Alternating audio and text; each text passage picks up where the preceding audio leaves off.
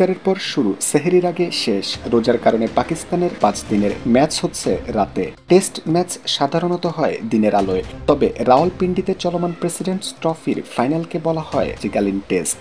এই ম্যাচের খেলা শুরু হচ্ছে রাতে, শেষও হচ্ছে রাতে। কারণ একটাই, রোজা রেখে ক্রিকেটারদের খেলতে যেন কষ্ট না হয়, কিংবা খেলার কারণে রোজা রাখতে কষ্ট না হয়। পাকিস্তান ক্রিকেট বোর্ডের অভাবনীয় এই উদ্যোগ কতটা প্রশংসনীয় তা হয়তো সবচেয়ে ভালো অনুধাবন করতে পারছেন ঢাকা প্রিমিয়ার লিগের ক্রিকেটাররা। এবারের রোজায় শুরু হয়েছে বাংলাদেশের ক্লাব ক্রিকেটের সবচেয়ে বড় টুর্নামেন্ট ডিপিএল।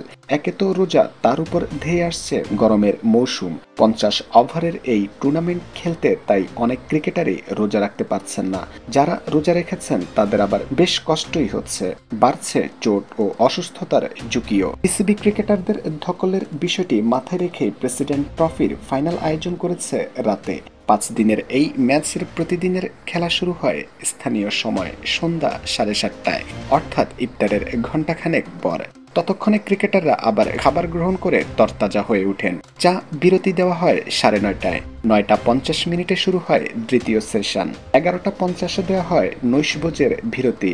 12:30 আবারও খেলা শুরু হয়। তৃতীয় সেশনের খেলা দিয়ে দিনের খেলার ইতি ঘটে রাত 2:30টায়। আনুমানিক ভোর 5টা পর্যন্ত থাকে সেহরির শেষ সময়। তাই দিনের খেলা সেরে ধীরে সুস্থে সেহরি খাওয়ার প্রস্তুতি নিতে পারেন ক্রিকেটাররা।